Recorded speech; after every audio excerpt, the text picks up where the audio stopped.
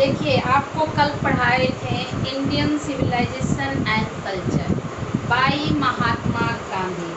आपको हमने एक छोटा सा समरी दिया था कि हु इज महात्मा गांधी, महात्मा गांधी कौन है। आप अच्छी तरीके से जानते हैं कि महात्मा गांधी हमारे देश के फ्रीडम स्ट्रगल करने वाले नेता थे और इनका कॉल्ड नेम जिसको हम कहते हैं फुकारू नेम या फिर था बापू। क्या था? बापू। और इन्हें फादर ऑफ नेशन के नाम से भी जाना जाता है। इनकी टाइटल क्या है? उपाधि दी गई। टाइटल मीन्स उपाधि। Father of nation, father means पिता। किसके? राष्ट्र के पिता, यानी इन्हें राष्ट्रपिता की उपाधि दी गई। Is it clear? किसी को कोई प्रॉब्लम? और देखिए क्वेश्चन जो पूछता है इसमें इनका वर्क है, दो वर्क है, माई एक्सपेरिमेंट विथ ट्रुथ और दूसरा है यंग इंडिया। दूसरा क्या है? Young India. ये मैगजीन है इनके द्वारा जिसमें ये आर्टिकल लिखा करते थे। और इंडियन सिविलाइजेशन एंड कल्चर इनका प्रोज है। क्या है? प्रोज है। It is a pros.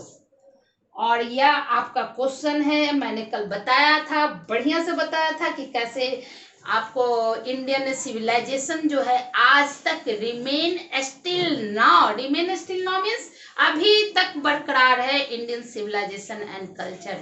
लेकिन इससे बड़े बड़े जितने भी सिविलाइजेशन और कल्चर थे, चाहे वो ग्रीक के हो, है ना, या इजिप्ट के हो, या रोम के हो।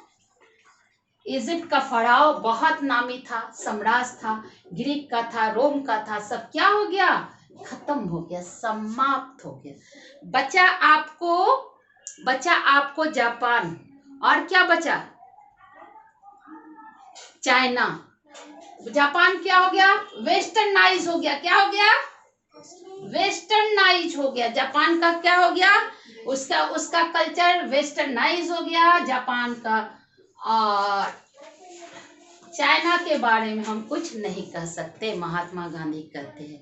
अब देखिए इसमें क्वेश्चन क्या क्या एराइज होगा, क्या क्या क्वेश्चन एराइज होगा।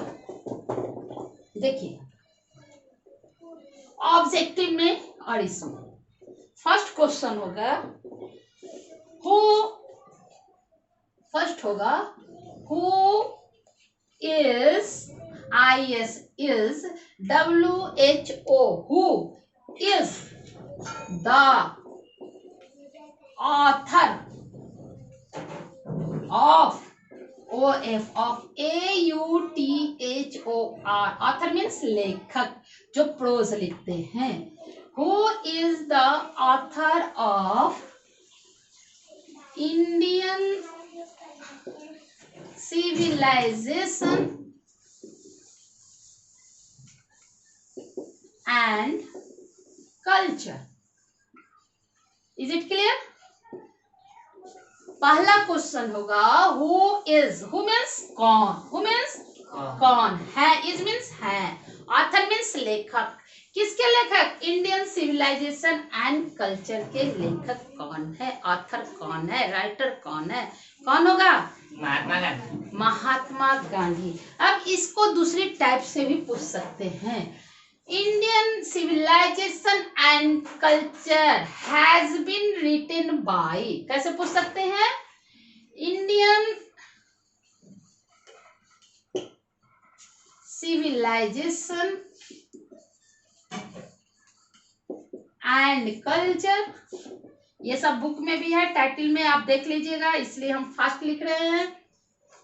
Indian civilisation and culture has been, क्या होगा? has been written by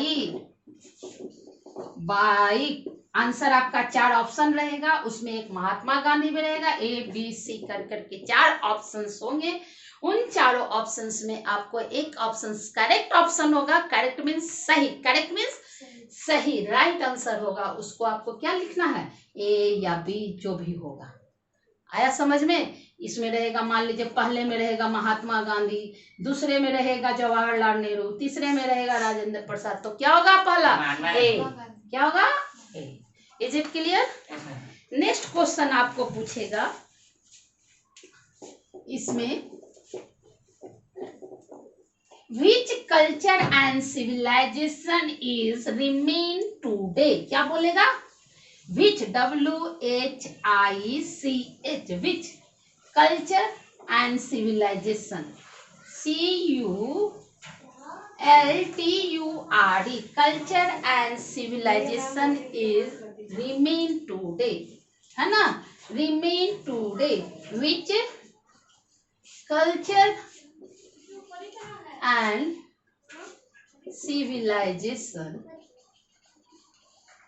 is remain today.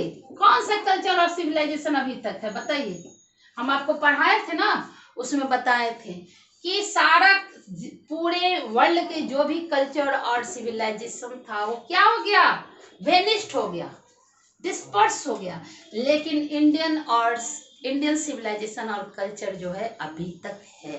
क्यों है, क्योंकि इसे हमारे एंसेस्टर मीन्स फॉरफादर ने जो इसका बीज रोपा, सीड फाउंडेशन किया, सोन किया, रोपा, वो क्या है, साउंड में, साउंड मीन्स ठोस, साउंड मीन्स आवाज नहीं है बल्कि ठोस रूप में रखा।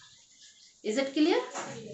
नेक्स्ट क्वेश्चन आपको पूछेगा, देखिए, what is civilisation according to Mahatma Gandhi, क्या पूछेगा, what, WHAT, what is civilization according to ACCORDING according to Mahatma Gandhi.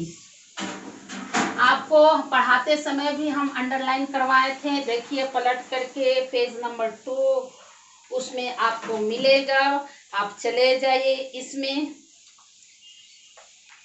3 में उसमें लिखा हुआ है, civilisation is that mode of conduct which points out no to man the path of duty, यानी जो आपको बताता है, हाईलाइटेड करता है कि आपको कैसे आप अपना कर्तव्य, ड्यूटी मीन्स आप अपना ड्यूटी, कर्तव्य कैसे पालन करेंगे, वही आपका सिविलाइजेशन है।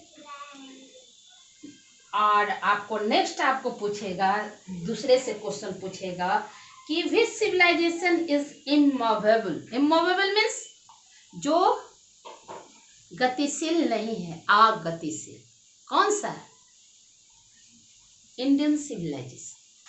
आया समझ में? लेकिन ये कहा जाता है, ये चार्ज लगाया जाता है इंडियन सिविलाइजेशन के लिए कि इसके जो इंडियंस हैं वो क्या है, स्टॉलिड है, इग्नोरेंट, असभ्य है ना, दृढ़ है, अडिर है, ढीठ जो बोलता है, अडिर ने ढीठ है ना, असभ्य है, इस तरह से उन पर क्या लगाया जाता है, चार्ज लगाया जाता है।